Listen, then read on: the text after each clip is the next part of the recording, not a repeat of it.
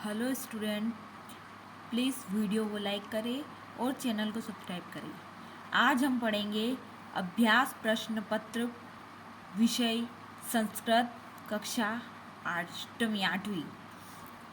प्रश्न पहला है, समुचित पदम चित्वा लिखत। उचित पद का मतलब उचित सही विकल्प लिखना है। कार्य क्षेत्रे त्वरणीयम। गुरुत्वाकर्षण सिद्धांत विवेचित। गुरुत्वाकर्षण का सिद्धांत किसने दिया? वराहमिहिरेण। वसंत पंचमी पर्वे भवत। वसंत पंचमी कब आती है? माघ मासे। अहिल्याबाई इतस्याः पत्युः नाम आसीत्। अहिल्याबाई के पति का नाम क्या था? खंडेरावः। सर्वः पश्यतु, सब क्या देखते? भद्राणी। प्रश्न 2, प्रदत्ते शब्दे रिक्त स्थानीय पूर्यत। जो शब्द दे रखे हैं उनमें से आपको रिक्त स्थान की पूर्ति करनी है। क है नर्मदाया अप्रम नाम अस्ति। नर्मदा का अप्रम नाम क्या है? मेकल सुता। ख दे रखा है सर्वत्र वेधनम। सबसे बड़ा धन क्या है? शीलम। प्रवर्तताम प्रकृति हिताय पार्थिवः। चित्रकूटे रामचंद्र 11 वर्षाणि यावत् निवासं कृतवान्। स्वामी विवेकानन्दस्य गुरु रामकृष्ण परमहंस आसीत्। प्रश्न 2, अधोलिखित गद्यांशं पठित्वा प्रश्नानाम् उत्तराणि संस्कृते लिखत। गद्य को पढ़ना है और आपको इस प्रश्नों का उत्तर संस्कृत में देना है। कस्मिंश्चित् वने निम्ब वृक्षे एक चटकायुगलं प्रतिवसति स्म। किसी वन में नीम वृक्ष के नीचे एक चटका युगल प्रतिवसति। नीम के पेड़ पे चटका युगल ये चिड़िया का जोड़ा रहता था। समय चटकाया अंडानी दत्तानी। समय आने पर चिड़िया ने अंडे दिए। युगलम अति प्रसन्नम आसीत्। चिड़िया का जोड़ा बहुत ही प्रसन्न था। एकस्मिन् दिने, एक दिन, आतप पीड़ित एक मद मत गज्जः तत्र आगत। एक दिन आतप पीड़ित मतलब गर्मी से पीड़ित, मद मत बहुत पीड़ित गज हाथी वहाँ पर आ पहुँचा। मदेन सह तस्य वृक्षस्य ताम शाखा नाशित्वान।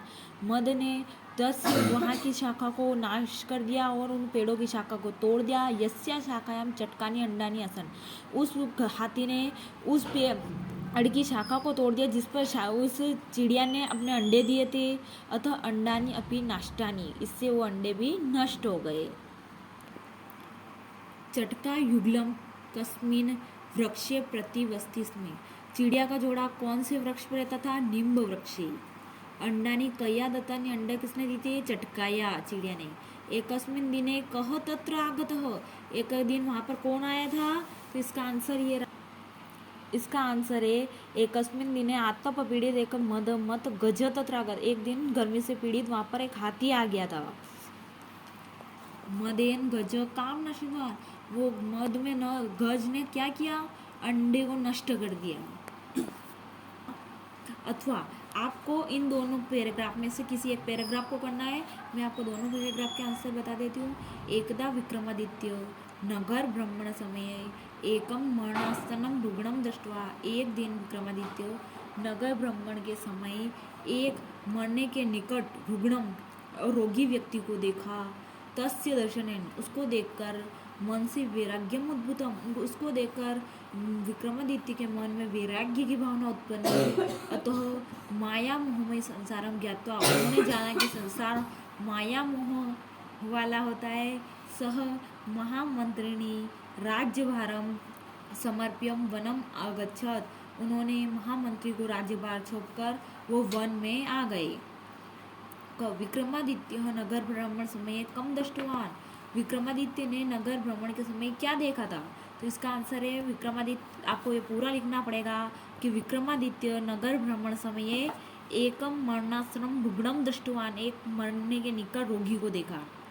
विक्रमादित्यस्य मनसि किम उद्भवत, मतलब विक्रमादित्य के मन में क्या उत्पन्न हुआ था? तो रोगी को देखकर विक्रमादित्य के मन में वैराग्य उत्पन्न हुआ था। स महामंत्रिणी किम समर्पयम वनम गच्छत। विक्रमादित्य अपने महामंत्री को क्या छोड़ देकर वन में चले गए थे? राज्यभार। अगच्छत इसमें पदे क धातु, इसमें अगच्छत में कौन सी धातु है? इसमें गम धातु है। अधोलिखित पद्यांश पठित्वा प्रश्नानाम उत्तराणि संस्कृते लिखत। इस पद्य को पढ़ना है आपको और उसके प्रश्नों का उत्तर संस्कृत में लिखना है। उद्योगे नास्ति दरिद्र्यम, उद्योग करने से, परिश्रम करने से दरिद्रता का नाश होता है। जब तो नास्ति पातकम, भगवान का नाम लेने से पाप नष्ट होते।